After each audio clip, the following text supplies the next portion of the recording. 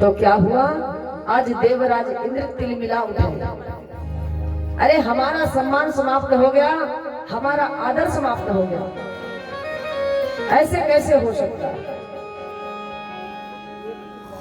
कहा नहीं मानते हो तो जाकर के देख लो। आज इंद्र अपने ऐरावत हाथी पे सवार होकर के आए तो क्या देखा, सारे ब्रज मंडल के वासी जितने थे धूमधाम से गिरिराज का पूजन कर चुके हैं। अब भगवान कन्हैया दोनों हाथ से खाने में लगे। सारे ब्रज मंडल नाना प्रकार के भोग लगा रहे हैं।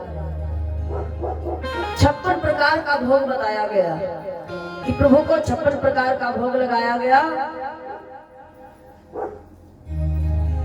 तो आज देवराज इंद्र कुपित हो गए, जाकर के अपने ऐरावत हाथी को आदेश दे दिया। अरे वो ऐरावत हाथी जाकर के इतना तेज से मेघों की से कह दो कि बारिश कर दे कि सारा ब्रज मंडल डुबो दे। मेघों को आदेश दे दिया, अरे वो मेघ जाकर के इतनी तेजी से बारिश कर दो कि सारा ब्रज मंडल डूब जाए।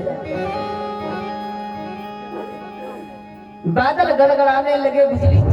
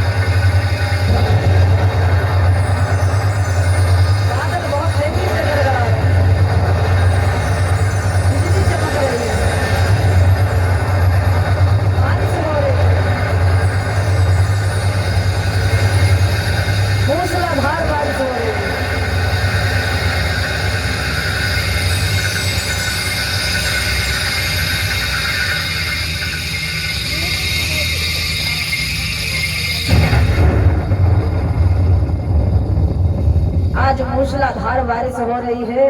क्या हुआ, सारे ब्रजवासी दौड़ करके कन्हैया के पास पहुंचे, नंद बाबा के भवन में पहुंच गए। अरे वो नंद बाबा बचा लो, अरे वो नंद राय बचा लो। इतनी तेजी से देखो बारिश हो रही है।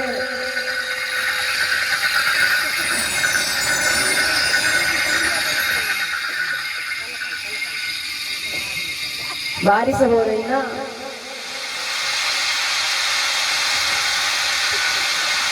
ऐरावत हाथी अपनी सूंड में जल भर भर के ऐसी बारिश कर रहे हैं कि जैसे कि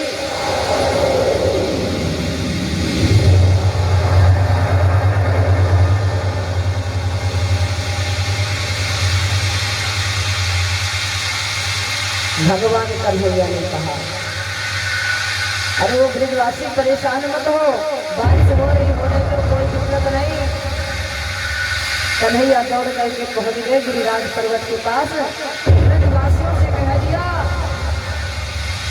जितने ब्रजवासी हो सब इस पहाड़ के नीचे आ गए।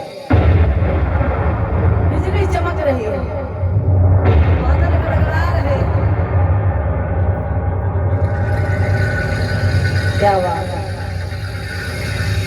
अब यहाँ तो भैया वास्तव में बारिश हो गई, हुई ना। ठंड हो लगने लगी। बताओ, इतना तेज बारिश हुई तो हमारे भैया जैकेट पहन के आ गए।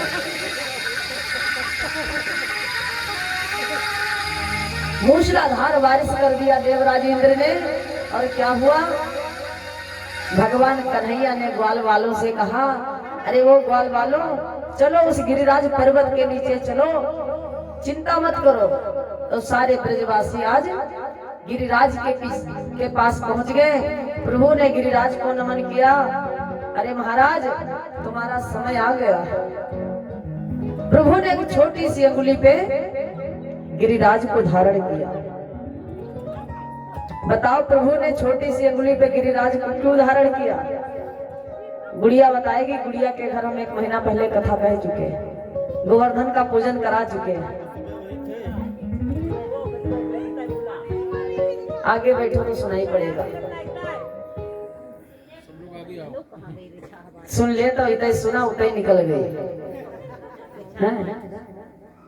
हमारे यहाँ के भक्त इतने सरल हैं, कहते हैं इधर से सुनते हैं और इधर निकल जाती है।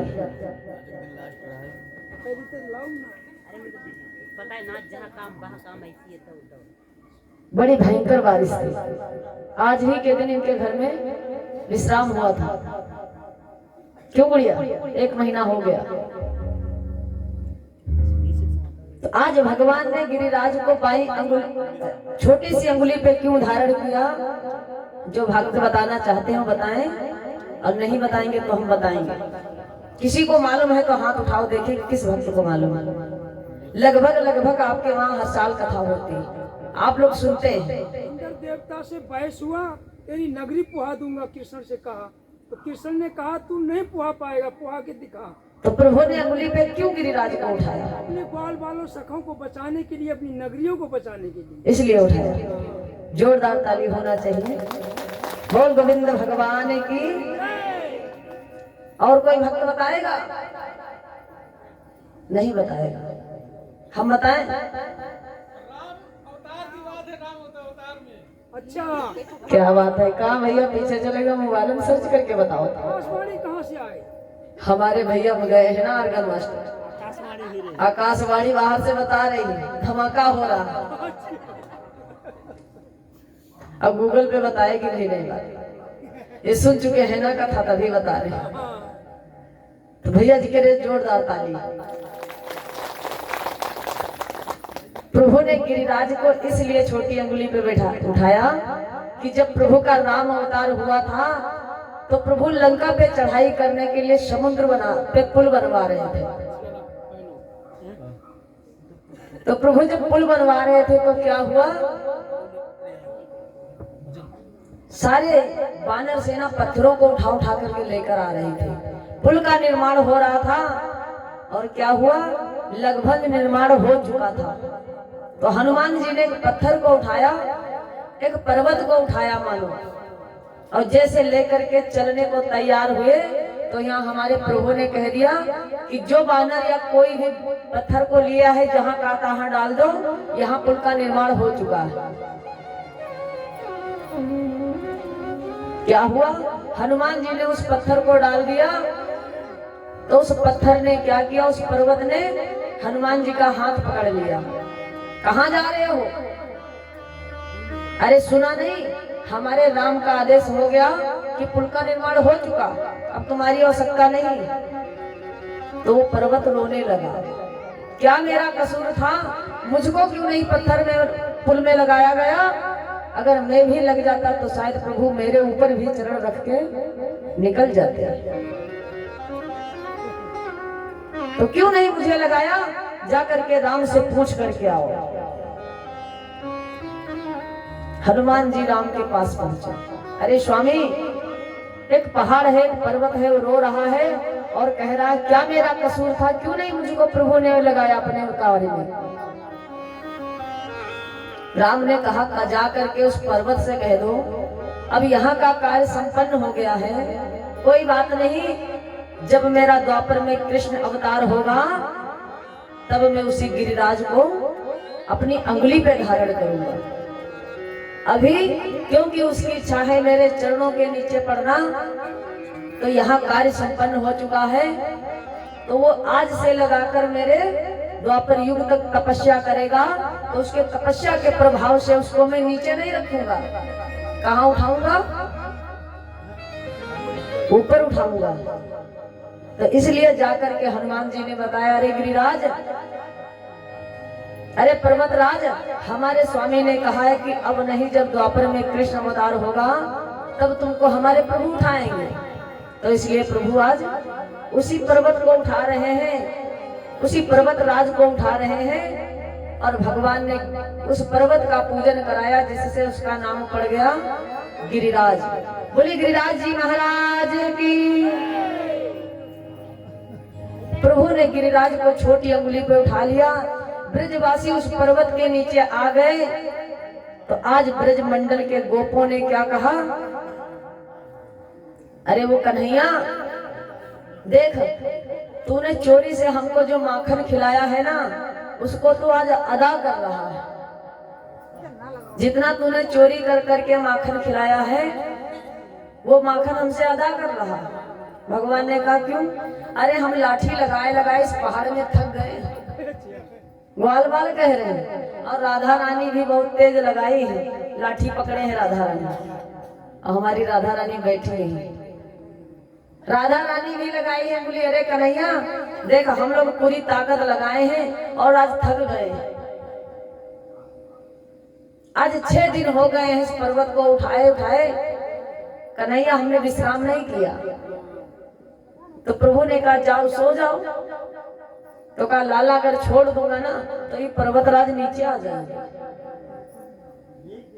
तो कन्हैया ने कहा ठीक है, तो ऐसा करो तुम सब इसको रोको तो हम थोड़ा आराम कर लें। ग्वाल बालों ने कहा ठीक कन्हैया तू आराम कर। प्रभु ने थोड़ा सा इशारा किया, यानी अंगुली को हिलाया, गिरिराज पहाड़ मानो नीचे आने लगे, कांपने लगा वो पर्वत। तो सारे ब्रज मंडल के गोप चिल्लाए, अरे वो कन्हैया बचाओ बचाओ, जा रहा है जा रहा है, पर्वत गिर जाएगा। कन्हैया ने फिर अंगुली लगा दी। ग्वाल बालों ने मन में सोचा कि कन्हैया ने एक छोटी सी अंगुली लगाई, हमने पूरे पूरे डंडे लगाए लेकिन पर्वत क्यों नहीं रुका। तो कन्हैया से पूछते हैं ब्रजवासी, क्यों रे लाला, तेने माखन खायो मैंने माखन खायो, तेने चोरी करी मैंने चोरी करी, तो जा बता तेरो बल और मेरे बल में अंतर क्यों। तो कन्हैया कहते देख लाला, अकेले मेरी ताकत थोड़ी है, अरे मेरी ताकत नहीं जामे तेरी सबकी ताकत है। मैं तो तोको देखता हूँ तो तेरी शक्ति मेरे अंदर प्रकट हो जाती है, तभी मैं इस पर्वत को उठाया। तो ब्रजवासी के गोप कहने लगे, अरे वो कन्हैया, अरे लाला मैंने अब जानी कि मैं कमजोर काहे भयो, मेरी ताकत तो तेरे अंदर जा रही ना, तभी मैं कमजोर भयो। कन्हैया अंदर अंदर से गदगद हो रहे हैं, कितने सरल हमारे भक्त हैं। प्रभु ने कहा ठीक है। अब क्या हुआ, आज इंद्र मूसलाधार बारिश कर रहा है, बड़ा तेज मेघ गड़गड़ा रहे हैं।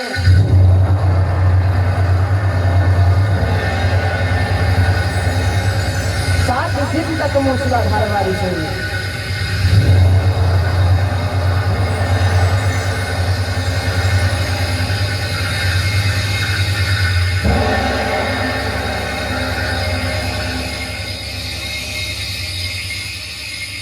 आज 7 दिन तक मूसलाधार बारिश किया इंद्र ने। तो श्री सुखदेव जी से महाराज राजा परीक्षित प्रश्न करते हैं, गुरुवर जब 7 दिन तक देवराज इंद्र ने मूसलाधार बारिश किया तो वो जल कहाँ गया, कहाँ चला गया। तो श्री सुखदेव जी महाराज बताते हैं, राजन परीक्षित, उस पर्वत राज के ऊपर भगवान कन्हैया का सुदर्शन चक्र परिक्रमा लगा रहा है। तो जो गिरिराज के ऊपर जल गिरता है वो चक्र सुखा देता है, और जो बाकी का शेष जो ब्रज मंडल में गिरा वो कहाँ चला गया। एक ऋषि है जिनका नाम है अगस्त मुनि। तो श्री सुखदेव जी महाराज बताते हैं, राजन परीक्षित, श्री सुखदेव जी महाराज राजा परीक्षित को कथा श्रवण पान करा रहे हैं। राजन, जब प्रभु रावण को मार करके अयोध्या आए, यानी रावण को मार करके आए, तो प्रभु को लग गई ब्रह्म हत्या। ब्राह्मण है ना रावण।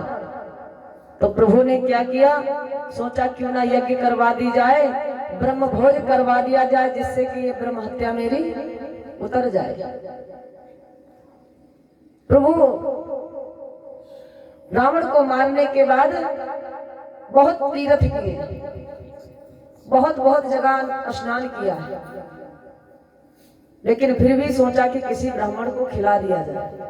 तो एक दिन मन में सोच रहे हैं, तब तक क्या हुआ, सीता के मन में आशा जागी, अरे महाराज हमारा मन कहता है कि क्यों ना किसी संत को बुला करके उसको भोजन करा दिया जाए। बहुत दिन हो गए हमने संत की सेवा नहीं की, 14 वर्ष तक हम वनवास रहे हैं और वहां से लौटने के बाद हमने संत का कोई सम्मान नहीं किया, संत को हमने भोजन नहीं कराया है। तो महाराज आज मेरी इच्छा जागृत होती है किसी संत को भोजन करा दिया जाए। राम ने कहा, देवी कहाँ चक्कर में पड़ी हो? नहीं स्वामी, इच्छा है तो बुला ही दीजिए। अब भैया आज तो फोन चलता है, तब प्रभु का भी फोन चलता था। कौन सा फोन? मन की गति। प्रभु ने मन से तार जोड़ा, ध्यान किया अगस्त मुनि को। अगस्त मुनि का पदार्पण हुआ। आज मैया भोजन बनाने लगी। भोजन बना करके अगस्त ऋषि को भोजन कराया गया। अगस्त ऋषि भोजन कर रहे हैं, मैया एक तरफ से रसोई से भोजन परोस करके बाबा को दे रही हैं। बाबा सत्यनारायण। मैया भोजन परोसते परोसते बनाते बनाते थक गई, लेकिन बाबा की भूख नहीं मिटी। इतना भोजन करते जा रहे हैं कि जितना यहाँ तक बताया है कि जितना अनाज इकट्ठा हुआ वहां पे, वो सारा भोजन, रसोई का जितना भोजन था सारा भोजन अगस्त मुनि कर गए, लेकिन भोजन नहीं पूरा हुआ। रिद्धि सिद्धि को आदेश दे दिया। मैया सीता ने रिद्धि सिद्धि भोजन तैयार कर रही, लेकिन भोजन पूरा नहीं हुआ। मैया घबराई, प्रभु राघवेंद्र सरकार के पास पहुंची। स्वामी हमारी रसोई तो अधूरी है, महात्मा जी का पेट नहीं भरा, कैसे संत ले आए? कितना भोजन करते? राम ने कहा, तुमने कहा था किसी संत को बुला दो, भोजन कराऊंगी, और हमने कहा था संत के चक्कर में मत पड़ो। पड़ गई? अरे स्वामी अब आप ही करिए ना कोई उपाय। तो राम बोले, जाकर के संत महात्मा जी से कह दो अब जल पहले पिला दो जाके। मैया सीता पहुंची। आज अगस्त मुनि को जल पिलाने लगी। अगस्त मुनि अजूरा बांधे पी रहे महाराज। अब मैया पिला रही है। मैया घड़े भर भर के ला ला करके थक गई। अगस्त मुनि की प्यास पूरी नहीं हुई। मैया ने कहा, बाबा और भोजन चाहिए? हाँ महाराज चाहिए। तो हाँ देवी जी चाहिए। तो मैया ने हाथ जोड़ा, प्रभु राघवेंद्र सरकार के पास फिर पहुंची। स्वामी बाबा भोजन मांग रहे, भोजन रसोई में नहीं है। प्रभु पहुंच गए, हाथ जोड़ करके प्रार्थना किया, है प्रभु कोई बात नहीं, देवी थक चुकी हैं, आपका भोजन पूरा नहीं करा सकती, तो हम आपसे क्षमा चाहेंगे कि अभी का भोजन उधार कर लो, अभी उधार कर लो भोजन, और अभी नहीं, जब हमारा कृष्ण अवतार होगा तब हम वो भोजन पूरा करा देंगे। अगस्त मुनि ने कहा, चलो कोई बात नहीं, पानी पिला दो, पानी में ही काम चल जाएगा। मैया थक गई, पानी पिला पिला करके फिर पहुंची। प्रभु नहीं पिला सकते। फिर राघवेंद्र सरकार पहुंचे। अरे स्वामी ये है ना, देवी थक चुकी हैं, आपको जल भी नहीं पिला सकती हैं, तो ऐसा करो जल भी उधार कर लो। तो आज अगस्त मुनि ने जल भी उधार कर लिया। तो यहाँ पे जब मूसलाधार बारिश हो रही, तो आज कन्हैया ने याद किया किसको? अगस्त मुनि को। अरे वो बाबा आ जाओ, पुराना वाला वचन आज पूरा कर दूंगा, जल पीने की बारी है, जल पियो। तो आज भगवान प्रभु अगस्त मुनि को वही जल पिला रहे थे जो ब्रज मंडल में बारिश हुई, वो सारा जल अगस्त मुनि पी गए। ब्रज में सूखा ही सूखा पड़ा रहा। अब 7 दिन तक मूसलाधार बारिश होने के बाद इंद्र ने सोचा कि चलो ब्रज मंडल का हाल देख के आते हैं, क्या है, बचा है कि डूब गया। बड़े ताव से पहुंचा। अब क्या देखा भैया? सब सूखा, बूंद का कोई नामो निशान नहीं। इंद्रदेव घबराए, अपना ध्यान लगा करके देखा, अरे वो कन्हैया, अरे वो परमात्मा, मैंने नहीं समझा, क्षमा चाहिए, मैं आपको नहीं समझ पाया हूं। देवराज इंद्र आकर के प्रभु से प्रार्थना करने लगे, हे प्रभु, हम आपकी शरण में हैं, हमको आपके बारे में नहीं मालूम था कि आपका अवतार हो चुका है स्वामी, क्षमा चाहिए, शरणागतम शरणागतम। तो प्रभु ने आज देवराज इंद्र पे खुश होकर के वरदान दे रहे हैं। अब ये बताओ, ब्रह्मा जी ने खाली चोरी किया था, किसकी चोरी किया था? भूल गए? हमने कहा था कथा मन से सुनो। ग्वाल बालों की गौओं की चोरी किए थे ब्रह्मा जी। तो भगवान विष्णु गए थे ब्रह्मा जी का भेष बनाकर। तो प्रभु आज ब्रह्मा जी पे रुष्ट हो गए कि तुमने मेरे ग्वाल बालों को, मेरे बछड़ों को, मेरी गौओं को मुझसे अलग कर दिया, तो जाओ ब्रह्मा, तुमको मैं श्राप देता हूं, तुमको कोई भक्त पूजेगा नहीं। तो ब्रह्मा की भैया पूजा कोई मंदिर देखा नहीं है, एक मंदिर है खाली पुष्कर में। पुष्कर में एक मंदिर है ब्रह्मा जी का। कन्हैया ने कहा और इंद्र को वरदान बताओ भैया, जो थोड़ी देर के लिए गलती करे उसको सजा, और जो 7 दिन तक का मूसलाधार बारिश करे उसका माफ, उसको वरदान। क्यों कन्हैया वरदान दे रहे बताओ? भक्तों के समझ में कथा आई हो तो हाथ उठाओ। गुड़िया को समझ में आई, गुड़िया के घर मैंने सुनाया था, वहां की कथा उसको याद है। बताओ गुड़िया, क्या बात है, जोरदार ताली होना चाहिए। बोले भक्त और भगवान की।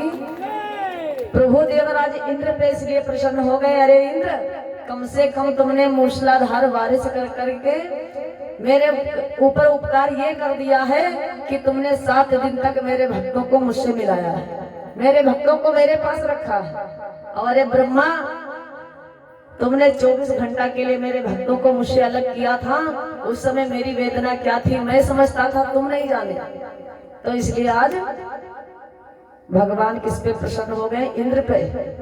इंद्र जाओ, तुम राजा हो, जब कभी तुम पे संकट आए तो मुझको याद करना, मैं तुम्हारे लिए तत्पर तैयार हूं। अब ब्रह्मा को श्राप, कोई तुमको नहीं पूजेगा। बोलिए गोविंद भगवान की। तो आज गिरिराज महाराज का पूजन बड़ी धूमधाम से मनाया गया, बड़ा उत्सव हुआ, बड़ा आनंद आया।